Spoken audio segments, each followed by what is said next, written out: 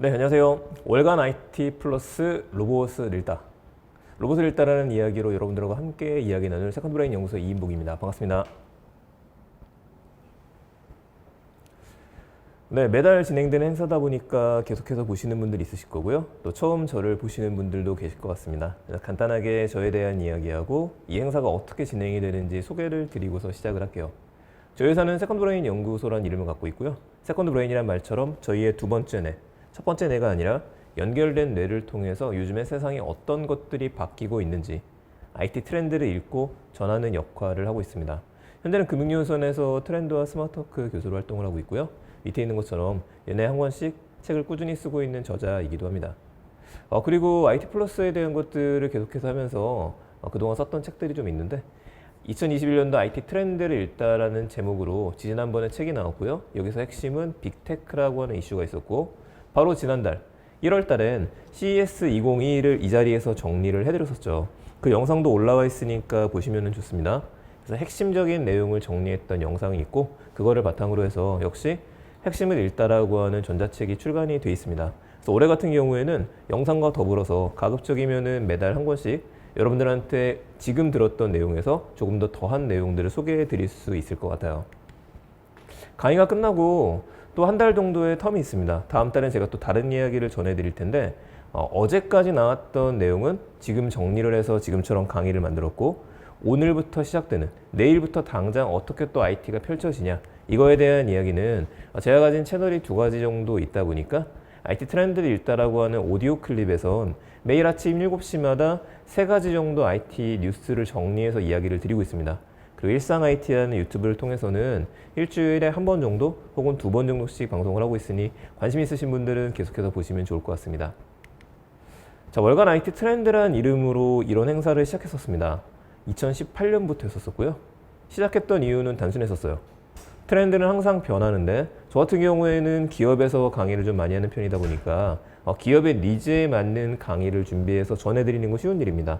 그런데 정말 궁금했었던 제 책을 읽은 독자분들이나 제 강의를 듣고 나서 다른 분들께서 그래서 이번 달엔 도대체 그 트렌드가 어떻게 바뀌고 있는 거냐 이거를 좀 정리할 필요가 있겠다 라는 생각이 들어서 2018년도부터 매달 한 달에 한 번씩 이런 자리를 마련해서 IT 이슈를 소개해 드리고 있었어요.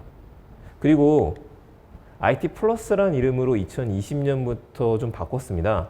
2019년부터는 드림 플러스하고 함께 IT 플러스라는 이름으로 요즘에 IT가 변화되는 내용에 대해서 일상 속의 IT를 전하자 조금씩 더해드리는 내용으로 제가 강의를 진행하는 경우도 있고 업계 전문가들과 함께 대담 형식으로 진행이 되기도 합니다. 그래서 혹시라도 지난 방송 같은 경우에 못 보신 분들 계시면은 드림 플러스 채널 들어가시게 되면은 제 영상하고 다른 블록체인 관련된 영상들도 올라가 있으니까 그것도 참고 부탁드릴게요. 매달 한 달씩의 이슈를 전해드리는 건 이런 이야기였었습니다. 핀테크에 대한 이야기들, 스마트 모빌리티가 어떻게 바뀌게 될까? 스마트 헬스케어란 일상 속에서 블록체인은 우리는 어떤 걸 봐야 될까? 제가 계속해서 강조해 이야기 드리는 게 일상이라는 이야기를 드릴 거예요. 그래서 멀리 있는 내용들, 깊이 있는 내용들, 우리가 머리를 싸매고 공부해야 되는 내용들 이런 내용들이 아니라 조금은 쉬운 이야기를 드릴 겁니다. 우선은 강의 시작하기 전에 이게 매번 이야기 드리고 있기는 한데 오픈 채팅방 하나를 가지고 있습니다. 그래서 앞에 QR코드가 나와 있으니까 뭐 빅스비 비전 카메라를 실행하셔도 괜찮으실 것 같고요. 아니면 아이폰 카메라 실행하신 다음에 살짝 대보시게 되면은 QR코드 인식하실 수 있죠. 지금 비밀번호 참여 코드는 2020으로 해놨어요. 그러니까 다음 달부터는 2021로 좀 바꿀 겁니다. 그러니까 실행하시게 되면은 지금 오픈 채팅방에 들어올 수 있으니 들어오셨다가 가끔씩 제가 전하는 이야기라든지 IT 관련된 소식들 다른 분들하고 나누고 싶다. 그러신 분들 계시면은 또 전문가분들이나 저보다 더 알고 계시는 분들도 계시다 보니까 좀 조용하게 소통하는 채널이라고 생각하시면 될 것 같습니다. 예, 잠깐 기다렸었다가 다른 또 이야기를 시작할게요.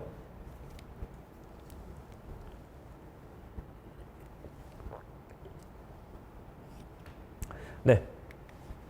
자, 오늘 이야기는 로봇입니다. 로봇. 로봇 하면은 참 많은 것들을 생각하게 되는 것 같아요. 로봇이면은 보통 우리가 머릿속에 생각나는 것들을 보면 이런 로봇들 생각하시는 분들도 계시죠. 터미네이터.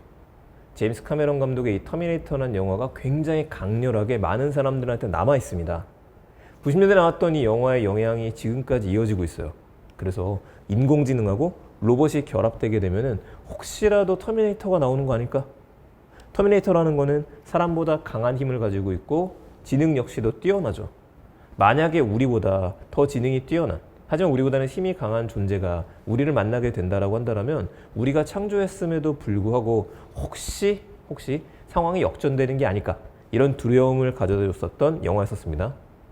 그런데 터미네이터가 나오기 전에, 특히 남성분들 같은 경우에는 좀 오래전 예전으로 돌아가 보게 되면요, 이런 로봇을 생각할 수도 있겠죠. 거대한 로봇, 지구를 지킬 수 있는 거대한 로봇, 우리가 힘을 발휘할 수 있는, 우리를 지켜주는 강철 로봇, 이런 로봇도 생각할 수 있어요. 조금 더 세련되게 가보게 되면은 가장 최근에 많은 인상을 줬던 거였죠. 그래서 제가 20대 분들이나 아니면 30대 초반 분들한테 이야기를 하면서 로봇에 대한 이야기를 하게 되면 바로 아이언맨을 먼저 떠올리시는 분들도 계십니다. 그런데 이런 로봇도 있잖아요. 베이맥스, 빅히어로 6라고 하는 애니메이션에 나왔었던 로봇이었었죠. 이 빅히어로 6에 나왔던 베이맥스 로봇하고 앞에 있는 로봇들하고는 좀 차이가 있죠. 얘네들은 강철, 크고 힘이 센 녀석들이고요. 물론 얘도 힘은 세긴 합니다만 좀 포근한 형상이죠. 그래서 베이맥스를 생각하게 되면은 안아주는 모습, 포근한 모습, 말랑거리는 모습, 소프트 로봇이라고도 이야기를 합니다. 이런 로봇이 오히려 우리 주변에 있으면 안심이 될 것 같아요. 앞에 있는 로봇들이 우리 주위에 있다고 한다면 보기에는 멋있기는 한데 좀 두렵기도 하죠. 다른 것도 한번 생각해 볼게요. 우리 인간을 닮은 로봇이라면 어떨까? 인간을 닮은 로봇. 이런 로봇이 있었죠? 영화입니다. 바이센터니얼 맨이라고 하는 영화에 나오는 로봇인데 지금 돌아가신 로빈 윌리엄스가 배역을 맡았었죠. 굉장히 재밌는 영화이고 혹시 오늘 강의 끝나고 난 다음에 저녁 때 시간이 되신다고 한다면 왓챠라든지 다른 곳에서 한번 봐보시는 것도 좋을 것 같아요. 자, 이런 로봇들도 있네요. 영화 속의 로봇. AI에 나왔었던 사람을 닮았던 로봇. 엑스마키나라고 해서 이 여성 로봇 같은 경우에는 얼굴은 굉장히 아름다운데 일단 몸은 로봇처럼 생겼죠. HBO에서 만들었었던 웨스트사이드라고 하는, 웨스트라고 하는 드라마에 나오는 로봇. 네, 이 여성용 로봇 같은 경우에도 사실 로봇보다는 사람을 그대로 재창조하긴 한 거지만 재창조하긴 했습니다만 인간을 닮았다는 거에서는 좀 비슷한 것 같습니다. 그러면 공통점이 좀 있어요. 크거나 거창하거나 뭔가 세련되거나 화려하거나, 이게 지금까지 로봇들의 공통점인 것 같아요. 그런데 이런 로봇은 어떨까요? 사실상 우리 주변에서 제일 먼저 만나볼 수 있고 우리가 강철 로봇이다 하면은 볼 수 있는 건 공장용 로봇들이죠. 산업용 로봇이라고도 합니다. 혹시라도 공장에서 로봇이 움직이는 걸 보신 분들 계시면은 정말 세련되고 가끔은 아름답다라는 생각을 할 정도로 일사불란하게 움직이는 모습을 만나게 돼요. 대단하죠? 로봇팔입니다. 근데 로봇팔이 조금 더 작은 형태로 쓰이게 된다면은 이런 형태의 로봇들도 우리 주변에 있었어요. 청소 로봇. 가장 많이 보는 로봇이죠. 자, 이건 어떤가요? 2019년에 나왔었던 로봇이라서 이 기사 보고서 저도 좀 깜짝 놀랐었고 여러 번 소개를 드리기도 했었습니다. 내용은 그거였었죠. 중국의 춘절 때 한 꼬마 아이가 세뱃돈을 모아서 로봇을 사죠. 이 로봇은 글씨를 대신 써줄 수 있는 로봇이에요. 원래 표창장이나 상장을 써줄 수 있는 로봇이었는데 타오바오라든지 해외에서 직구로 우리가 구매를 해도 10만 원이 안 넘을 정도로 저렴한 로봇들로 나오기도 합니다. 근데 이거를 구매를 해서 선생님이 내주신 숙제를 대신 쓰게 만들었었죠.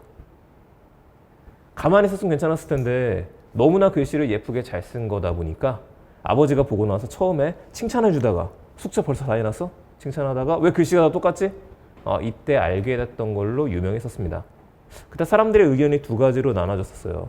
첫 번째는 어떻게 선생님이 시킨 일이 있으면은 이건 분명히 의도가 있는데 그 숙제를 제대로 해야지. 이게 한 가지가 있었었고, 두 번째는 천재다. 자기가 하는 일을 노동력을 사가지고 대신 맡겼으니까 대단한데? 라는 얘기가 나오기도 했었어요. 어쨌든 우리 주변에서 흔히 보는 로봇들은 이런 것도 있을 것 같습니다. 자, 우리가 상상했던 로봇하고 조금 다르지 않나요?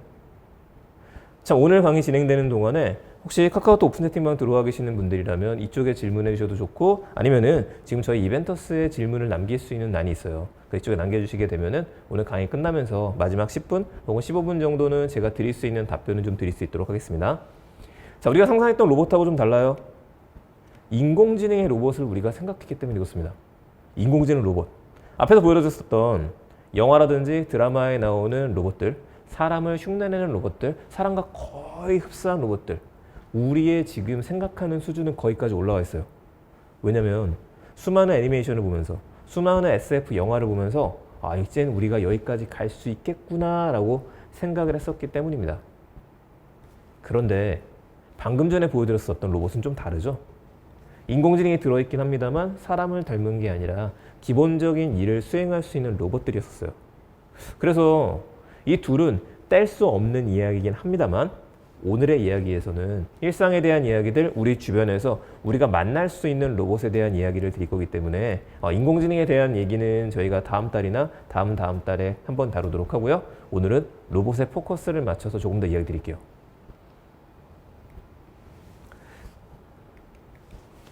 요새 로봇하고 관련된 가장 큰 이슈가 하나 나왔었습니다. 어떤 이슈였느냐? 이 이슈가 나왔었죠. 보스턴 다이내믹스. 전 세계에서 이적 보행 로봇을 제일 잘 만드는 곳 중에 하나인 보스턴 다이내믹스가 있는데, 그 위에 제가 현대 로고를 넣어놨습니다. 금액을 넣어놨죠. 8에서 9천억. 예. 이 보스턴 다이내믹스라고 하는 회사를 현대자동차가 인수를 한다 그래서 작년 말에 화제가 되었었습니다. 11월 말 정도에 그런 이슈가 나왔었던 것 같은데, 12월이 됐는데 중순에 갑작스럽게 협상을 진행하는 게 아니라 바로 인수를 해버렸죠. 도대체 왜? 라는 얘기가 나왔었어요. 참고로 이 보스턴 다이내믹스는 제일 처음에 이 회사를 샀던 회사, 투자를 했던 회사가 어디였었냐면은 구글에서 샀었죠. 구글에서 보스턴 다이내믹스를 인수를 했는데, 이적 보행 로봇이잖아요. 혼자 잘 움직일 수 있는. 근데 구글이 샀어요. 그러니까 사람들의 머릿속에 막연한 두려움 비슷하게 나왔던 이야기 중에 하나가 앞서 보여드렸었던 터미네이터. 구글의 알파고, 그 뛰어난 인공지능이 이런 기계들의 머리에 앉게 되면은 야, 드디어 구글의 지구 정복이 시작되는 거 아니냐, 이런 얘기도 나왔었습니다. 근데 그렇진 않죠. 구글이 잘하는 것 중에 하나는 소프트웨어 쪽엔 강한데 하드웨어 쪽은 잘 못하는 편입니다. 몇 년 후에 구글은 보스턴 다이내믹스를 매각을 했고, 이 회사를 사간 회사가 우리 오른쪽 나라에 있는 일본에 인공지능 하면 무조건 투자했던 곳이 있었죠. 소프트뱅크가 이 회사를 인수했었죠. 그리고 나서 2019년도에 그리고 2020년도에 이슈가 있으면서 소프트뱅크도 여러 회사를 매각하기 시작하면서 보스턴 다이내믹스도 역시 매각을 했던 겁니다. 일부 지분은 남겨뒀어요. 그리고 이거를 이제 현대차에서 인수를 했죠. 자, 생각해보면 현대자동차라고 하는 회사하고 자동차 회사하고 로봇이라고 하는 회사는 어울리지 않아 보입니다. 그런데요, 이거를 보면 좀 달라질 것 같아요. 자, 이 모습 보면은 자동차인데 자동차에 다리가 달려있죠. 우리가 한 번쯤은 상상했던 예전의 모습들이 좀 있었어요. 길이 꽉 막히는 시내를 자동차를 타고 가다가 앞에가 너무 막히면은 그냥 자동차가 일어나서 바퀴를 가지고 걸어가면 어떨까? 근데 이때는 혼자서 걸어가야 되는 거겠죠? 모든 자동차가 같이 걸어가면 안 되고. 이런 상상을 한 번쯤 해봤을 수 있는데, 이 상상을 현대자동차가 우리가 지금 준비 중이다 라면서 컨셉을 보여줬었습니다. 이게 2020년도 CES에서 나왔었던 컨셉이었어요. 네 발로 갈 수 있는 자동차. 이걸 어디다 쓸 거냐? 라는 이야기에 자동차의 바퀴로 올라갈 수 없는 험한 곳들, 바위가 많은 곳들이라든지, 자, 지금처럼 이 모습 보면은요, 계단에 올라간 겁니다. 뒷부분은 지탱을 하고 앞부분으로 다 계단 위까지 올라갔죠. 그리고 휠체어를 타고 있는 사람이 탑승을 하려고 하는 모습이에요. 아직 실제화된 건 아닙니다. 당시 갖고 나왔던 것도 조그마한 모형만 가지고 왔었어요. 물론 이걸 실제로 타고 나면은 앉아있는 사람은 좀 멀미가 날 수도 있을 것 같아요. 근데 그건 나중에 문제고, 여기까지 생각을 했었다. 그리고 보스턴 다이내믹스를 인수를 했죠. 그리고 이제 2월 달에 어떤 이슈가 나왔느냐? 올해 2월입니다. 이게 갑자기 나왔었어요. 무슨 달 탐사선 이런 것처럼 생겼는데 이게 현대차에서 또 공개를 했었죠. 역시 바퀴와 다리가 같이 달려 있습니다. 자, 이 녀석의 이름은 타이거라고 합니다. 타이거는 약어로 되어져 있어요. Transforming Intelligent. 그러니까 쉽게 얘기해서 이게 변신 로봇이다 라고들 이야기를 하는데, 그렇다고 해서 인간형 로봇으로 변신하는 게 아니라 주행을 하다가 필요한 경우에 이렇게 변신을 한다라는 뜻을 갖고 있습니다. 그럼 앞에 있는 로봇이랑 아주 비슷한 거 아니냐 얘랑, 그런 얘기들도 있는데 뭐 그 속에 있는 내용들은 관련되신 분들이 더 잘 아실 거고요. 현재까지 나와 있는 얘기로는 얘는 사람이 탑승을 할 수 있는 로봇, 얘 같은 경우에는 사람이 탑승하지 않고 무인으로 움직일 수 있는 걸 얘기를 해요. 그렇다는 얘기는 굉장히 많은 곳에서 쓰일 수 있겠죠. 물건을 운송하는 것들 혹은 군사용 목적으로도 쓰일 수 있을 것 같아요. 자, 이 두 가지를 연관시켜 보게 되면은 현대자동차에서도 로보틱스라고 하는 것들을 사실은 예전부터 준비를 해 왔었었고, 보스턴 다이내믹스 인수로 인해서 더 많은 시너지를 낼 수 있을 거라고 예상해 볼 수 있을 것 같습니다. 이게 요새 가장 핫한 소식 중에 하나였었어요. 자, 일상 IT, 우리 주변 속의 로봇들, 도대체 어떤 것들이 또 있느냐? 잠깐 과거로 가볼게요. 오늘 또 간만에 로봇에 대한 전체적인 이야기를 들으시다 보니까 뭐 로봇 공학 이런 얘기는 아니고 로봇의 역사를 잠깐 봐보겠습니다. 로봇의 역사. 시작은 이때로 생각하시는 분들도 좀 많습니다. 이거는 청동 로봇이라고도 이야기를 하는데, 그리스 로마 신화에 나오는 탈로스라고는 엉망한 거인이죠. 청동으로 만들어진 거인이다. 이것도 로봇으로 봐도 되는 거 아니냐. 사람이 아니니까요. 이 얘기도 있었었고, 신화적인 것들로 떠나서 이제 또 종교적인 것들로 가게 되면은 골렘이라는 것도 나왔었죠. 골렘도 일종의 로봇이다. 사람이 만들어서 스스로 움직이게 만들었기 때문에 포인트가 좀 있죠. 하나 더 보면 오토마타라는 얘기가 있습니다. 로봇이라는 말이 쓰이기 전에 오토마타, 자동 인형이라는 뜻이었어요. 지금도 오토마타를 검색해 보시게 되면은 이와 관련된 영화가 나오기도 하고, 지난번에 서프라이즈라고 하는 TV 채널에서 이런 것들이 나왔었죠. 1768년, 지금으로부터 거의 200년 전에 피에르 자케드로가 만든 오토마타라고 하는 인형들입니다. 인형들을 보게 되면은 당시는 어땠는지 모르겠지만 지금 보게 되면은요, 좀 무섭기는 해요. 근데 이 인형이 지금도 움직여요. 지금도 움직이는 인형들인데, 보면은 혼자서 글을 쓸 수 있고 그림도 그릴 수 있고요. 연필을 쥔 상태에서, 그리고 피아노처럼 연주도 가능하게 만들었죠. 우리 태엽을 감으면은 앞으로 가는 인형을 생각하시면 됩니다. 그거보다 굉장히 정교하게 만들었어요. 화가, 음악가, 작가, 이 세 가지 역할을 하는 로봇이라고 봐도 괜찮을 것 같아요. 그러면 하나 더 봐보죠. 로봇이라는 말이 도대체 언제부터 나온 말이냐, 이 얘기를 할 때 항상 등장하는 분입니다. 카렐 차페크. 로봇이라는 말을 누가 썼었지? 로봇이라는 말은 로보타라는 말에서 인용이 됐다고 이야기를 하죠. 그리고 뒤에 A자를 빼서 지금 로봇이 됐다라는 이야기를 하는데, 이분이 썼었던 대본 중에 로숨의 유니버셜 로봇이라고 하는 게 있었습니다. 연극이라고 생각하시면 돼요. 이게 나왔던 게 1920년. 유니버셜 로봇? 로봇을 만들었는데 이 로봇이 점점 뛰어나지다 보니 사람하고 싸우게 되고 사람한테 반항을 하기 시작합니다. 전쟁까지 일어나게 되고. 신기한 일이네요. 매트릭스라는 영화도 그렇고 요즘에 나오는 영화들 대부분이 사실 이런 플롯을 따르고 있죠. 우리가 로봇을 만들게 되면 로봇은 언젠가 사람한테 반기를 들 거다. 이건 변하지 않나 봅니다. 로봇이라는 말은 노동 레이버라는 말에서 나왔다는 말도 있지만은 사실은 부역 그리고 고된 일이라는 뜻에서 나오기 시작했죠. 한마디로 힘들고 불편하고 하기 싫은 일은 로봇한테 맡긴다. 이걸 생각하셔도 될 것 같아요. 이게 1920년이었어요.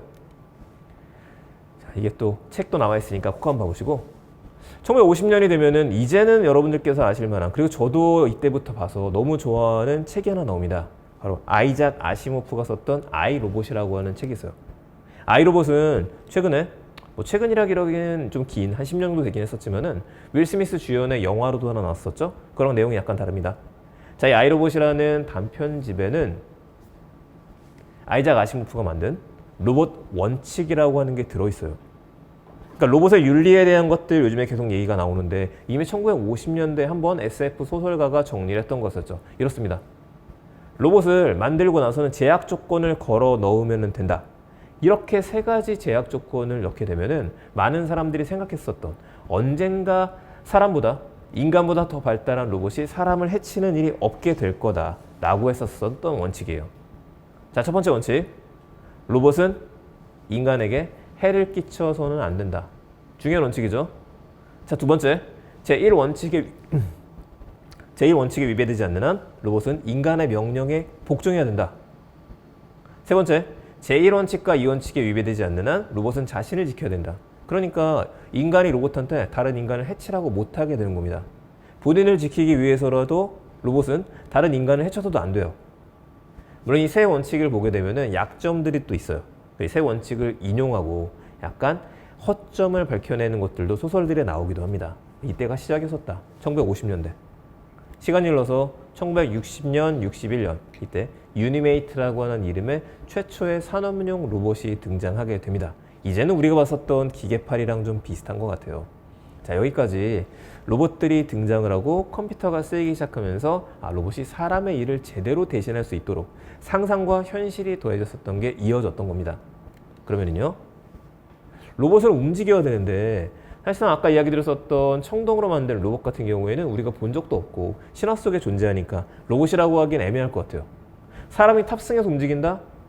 이것도 로봇의 범주에 들어가긴 합니다만 그래도 지금까지 얘기했던 걸 바탕으로 해서 도대체 어떻게 움직이는 걸 로봇이라고 하느냐? 세 가지 정도로 이야기를 합니다. 로봇의 조건, 3요소. 첫 번째는 센서다. 이 센서의 정교와 센서가 얼마나 들어있느냐 이거에 따라 다르긴 하겠지만 일단은 로봇은 센서라는 걸로 인식을 해야 된다. 우리가 입력을 하는 것들도 마찬가지겠죠? 두 번째, 판단을 해야 된다. CPU와 같은 프로세서가 있어야 되는 거죠. 사람으로 치자라면 앞에 공이 날아오고 있다라면 우리의 눈으로 공이 날아오는구나 인식을 하고 난 다음에 생각을 해야 되는 겁니다. 판단 내려야겠죠. 피한다, 잡는다. 그러고 난 다음에는 구동을 시켜야 돼요. 인간이라면은 손이 가서 잡아줘야 될 거고 기계 같은 경우에는 관절을 움직인다라든지 기계 팔로다가 행동을 할 수 있는 것들 아니면 바퀴로 이동을 하는 것들 우리는 이거를 로봇의 3요소라 그래요. 대신에 이렇게 보게 되면은 정말 많습니다. 정말 많아요. 자동차도 하나의 로봇이라고 볼 수 있겠죠? 자율주행 기능까지 들어가면서 그러면은 집에 있는 냉장고는요? 에어컨은? 그런 모든 것들이 로봇의 범주에 속하기도 합니다. 이번에는 조금 더 영화 속이 아니라 실제로 사람을 닮은 로봇들을 몇 가지 봐볼게요. 잘 봐보세요. 이렇게 생긴 로봇이 있습니다. 자, 둘 중에 뭐가 로봇일까요?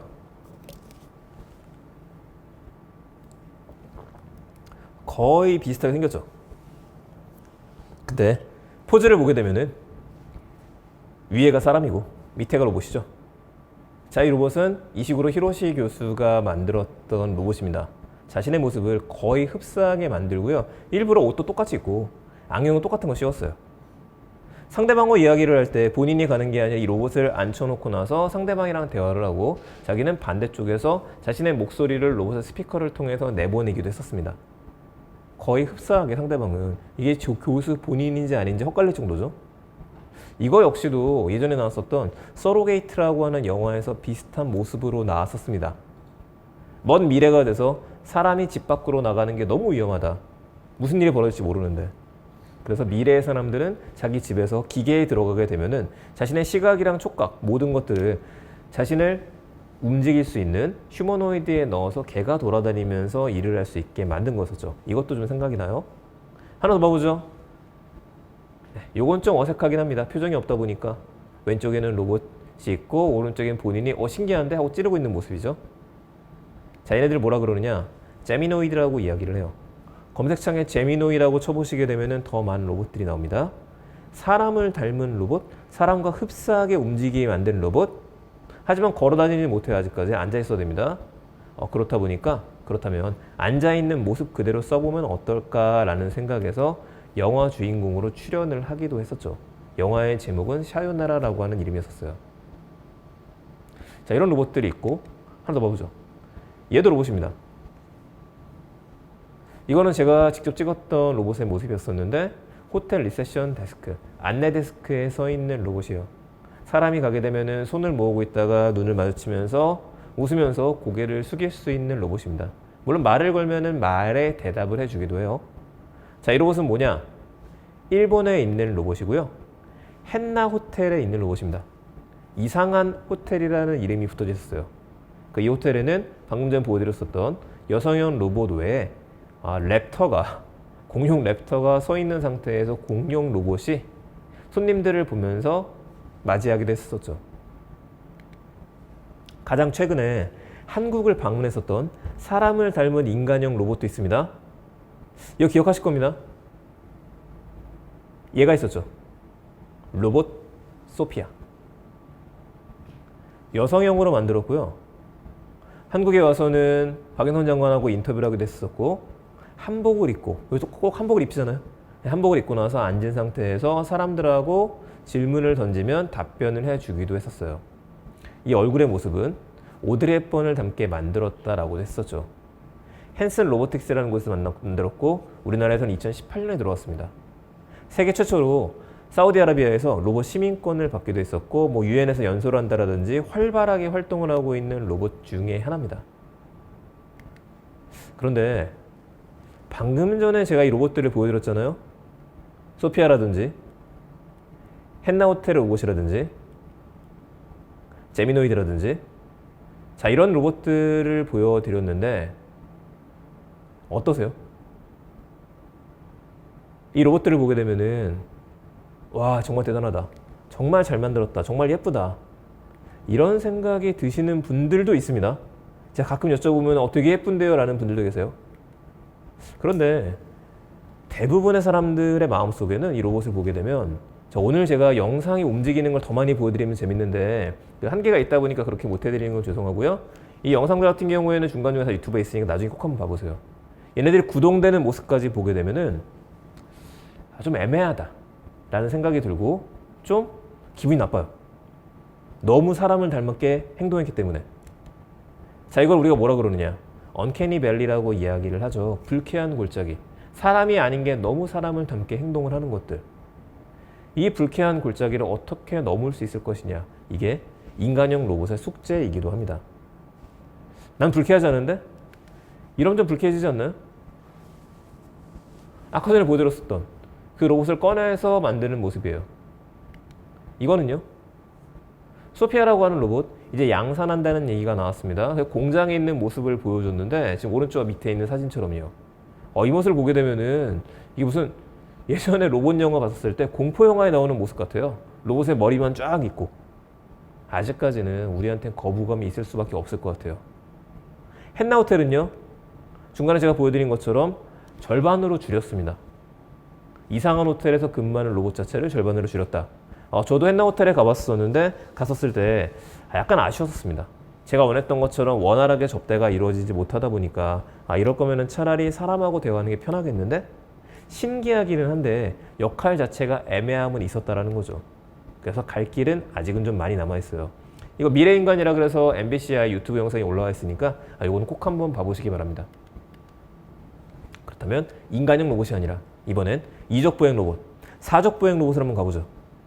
인간형 로봇이라는 건 사람을 닮게 만든 거. 아예 그냥 사람을 안 닮고 두 발로 걷기만 하면 되겠는데요? 있죠? 제일 유명한 로봇 중에는 아시모가 있었죠. 혼다의 아시모, 2000년에 만들어졌습니다. 무려 18년 동안 계속 연구가 되다가 지금은 은퇴를 했었어요. 아시모가 처음에 걸어 나오는 모습도 많은 사람들을 놀래켰었고, 뛰어나오는 모습도 놀래켰었습니다. 로봇하면 역시 일본이다, 이런 얘기가 몇 년 동안 계속 나오게 만들었었죠. 자, 그런데 지금 세상에서 주목하는 전 세계에서 이족보행 로봇 제일 잘 만든다, 그래서 그 소리를 듣는 로봇 회사 중에 하나가 여기죠. 아까 보여드렸었던 보스턴 다이내믹스, 현대가 인수했었던. 자, 보스턴 다이내믹스도 원래는 사족보행 로봇이 더 많습니다. 그리고 이족보행 로봇들도 꾸준히 만드는데, 이 중에 제일 유명한 게 왼쪽에서 두 번째에 있는 이족보행 로봇, 아틀라스죠. 이 아틀라스가 실제로 걷는 모습을 보시면요, 정말 놀랄 정도로 잘 걸어 다녀요. 보면은 혼자서 움직이고 난 다음에 문을 밀고 밖으로 나갈 수 있습니다. 밖으로 나가는 모습. 돌리는 것도 가능할까? 충분히 가능한 일이겠죠? 하지만 영상에서 일단은 밀고 나가요. 그리고 나서 중심을 잡아야 되다 보니까 두 다리로 눈밭으로 데리고 가죠. 자, 눈밭을 걷는 모습이에요. 맨 위에 걸 보시게 되면은 눈밭을 걷다 보니까 변수가 많습니다. 사람 같은 경우에도 미끄러지는 경우들이 생겨요. 그러면은 겨우겨우 중심을 잡는데 이 아틀라스 같은 경우에는 중심을 정말 잘 잡죠. 계속해서 보시다 보면은 괜히 응원하게 될 정도로 중심을 잘 잡는 로봇이었어요. 자, 그 밑에 있는 거는요. 관절이 있기 때문에 무릎을 굽혔다가 펼 수가 있기 때문에 무릎을 굽혔다가 펴면서 짐을 들어서 옆에 나르는 것도 가능합니다. 선반에 올려놓는 것들이죠. 이걸 보게 되면은 아틀라스와 같은 사람을 닮지 않더라도 인간형 로봇이 있다라고 한다면 짐 정리를 하는데 좋을 수 있고 택배라든지 물류라든지 이쪽에선 쓰일 수 있겠구나 라는 생각을 하게 되시죠. 이동도 가능하죠. 걸어다니면서 물건을 짚는 것도 가능한데 지금 화면에 나오는 사진은 어떤 모습이냐? 뒤에서 사람이 밀어서 넘어뜨렸을 때의 모습입니다. 제 아틀라스가 넘어지고 나면은 스스로 일어날 수가 있죠. 로봇은 굉장히 무거운데 얘는 스스로 일어나요. 그렇게 세팅이 되어져 있기 때문에 내가 넘어졌구나 이걸 인식하고 난 다음에 일어나는데 자, 웅크린 모습을 보게 되면 뭐랑 똑같죠? 사람하고 똑같습니다. 우리는 평소에 걸어다니면서 내가 어떻게 걸어다니지? 이거 생각을 안 해요. 그냥 우린 걸어다니는 거죠. 그런데 로봇을 연구하시는 분들 같은 경우에는 원래 사람이 어떻게 걸어다녔었지? 이거를 단계적으로 다시 한번 구조를 만들어 볼 수밖에 없는 겁니다. 내가 넘어졌어요. 넘어지게 되면 내가 넘어졌구나. 빨리 손을 집어야겠죠. 손을 짚고 난 다음에 살짝 허리를 굽히고 나서 무릎에 반동을 줘서 무릎을 튕김과 동시에 발바닥에 닿아야 됩니다. 그래야 일어날 수 있어요. 이 일련의 동작을 아틀라스는 거의 완벽하게 수행을 할 정도까지 나왔죠. 이게 2020년인 지금의 모습이 아니라 이미 2017년도, 2018년도에 계속 나왔던 모습이었어요. 현재 아틀라스는 작년에 공개된 걸 보게 되면은 걸어다닐 뿐만 아니라 뛰어다니면서 장애물도 뛰어넘을 수 있고 심지어는 뒤로 공중제비를 돌 수도 있고요. 얼마 전에는 현대에 인수되고 난 다음에 춤추는 모습도 올라왔었죠. 마치 사람이 들어가서 실제 춤을 추고 그걸 모션 캡처로 입혔다 그래도 믿을 수 있을 정도로 자연스러웠어요. 그래서 저는 얘를 볼 때마다 이 영화가 한 번씩 생각이 납니다. 채피라고 하는 이름의 로봇인데 이 영화 보셨던 분들 계실 거예요. 제일 잘 맞는 것 중에 하나겠죠. 앞에 있는 거랑 비슷하네요. 이런 애들이 양산된다라고 한다면 이렇게 우리를 지킬 수 있는 경찰 로봇이라든지 쓰일 수 있는 게 아닐까? 하지만 끊임없이 얘기되는 거는 로봇 역시도 윤리에 대한 것들. 우리가 앞으로 이 로봇을 만든다고 했었을 때 사람처럼 대한다고 했었을 때 어느 정도까지 사람처럼 대해야 되는 건지 로봇이 어떻게 생각을 가지도록 만들어야 되는 건지 그건 역시도 계속 이슈가 되고 있습니다. 그러니까 로봇을 연구하면은 사람의 움직임을 연구할 수밖에 없고 인공지능을 연구하게 되면은 사람의 생각을 연구할 수밖에 없게 되는 거죠. 국내에서 유명하신 데니스 원 교수님 같은 경우에도 로봇 공학자로 유명하시죠? 예. 이런 로봇들, 얘네들도 다 이족보행 로봇입니다. 언젠가는 우리 곁에서 애완 로봇 자체를 뛰어넘어서 같이 일을 할 수 있는, 같이 마음을 터놓을 수 있는 동반자 로봇이자 컴패니언 로봇이 될 수 있을 것 같아요. 혹은 다르파 챌린지라고 하는 매년 진행됐었던 행사도 있습니다. 자, 이 다르파 챌린지라고 하는 거는 세계 각국에서 로봇을 만드는 곳들이 참여를 하는 겁니다. 그래서 우리 로봇이 더 뛰어남을 서로 보이는 거죠. 근데 서로 싸우거나 이러는 게 아니라 다르파 챌린지 주최 측에서 규정을 정해 놓은 것들을 순서대로 밟아서 해결을 해야 돼요. 그런 것들은 문을 열고 들어간다. 운전해서 차에서 내릴 수 있다. 혹은 장애물이 있다라 그러면 이거를 뛰어넘어서 가야 된다. 걸어서 올라가는 것들이죠. 이런 여러 가지를 단계적으로 해결을 해야 됩니다. 우리나라에서는 카이스트가 지난번에 1등을 하기도 했었죠. 근데 생각을 한번 해보죠. 도대체 왜 이런 걸 만드는 걸까? 왜 이족보행을 만드는 걸까? 굳이 이족보행 로봇을 안 만들어도 되죠. 사람이 두 다리로 걷는다는 것은 사실 굉장히 불안하게 걷는 겁니다. 우리가 균형을 제대로 잡기 위해서는요. 당연한 일이지만 두 발보다는 네 발이 편해요. 그런데 우리는 두 다리로 일어설 수 있게 되면서 다른 동물들보다 더 높은 곳에서 더 멀리 볼 수 있게 돼 있죠. 위협도 먼저 파악할 수 있게 되어져 있고 그러다 보니까 생각하는 것도 넓어졌어요. 근데 왜 도대체 로봇은 이족보행 로봇을? 한 두 가지 정도 이슈라고 생각을 합니다. 첫 번째는 우리의 기본적인 욕구겠죠. 우리를 닮은 뭔가를 만들어내고 싶다. 우리 자체를 이렇게 우리가 뭔가를 만들어내다 보면은 인간이라고 하는 존재에 대해서 더 많이 생각할 수밖에 없게 되는 것들이죠. 이게 한 가지가 감성적인 게 누구나 있다. 그 생각을 하나 하고요. 자, 두 번째, 보다 현실적인 이유를 생각해 보게 되면은 우리가 지금 살아가고 있는 세상 같은 경우에는 기본적으로 인간한테 맞춰져 있습니다. 지금도 제 앞에는 책상들이 있고 의자들이 있어요. 그리고 강의장이다 보니까 연단까지 올라오기 위해서는 약간의 계단이 있습니다. 제가 이따 집에 갈 때는요, 저는 걷고 지하철을 내려가고 기다렸다 문을 통과해서 지하철을 탈 거예요. 이런 일련의 행위들. 집도 한번 생각해 보세요. 우리가 집이라는 것도 두 발로 걸어 다니는 사람들한테 익숙하게 만들어 놓은 공간들입니다. 그런데 이런 공간을 사족보행 로봇을 위해서 만든다고 치게 되면은 너무나 생각할 게 많겠죠. 기본적으로는 우리한테 맞춰서 생활하기 위해서는 이족보행 로봇을 만들 수밖에 없다.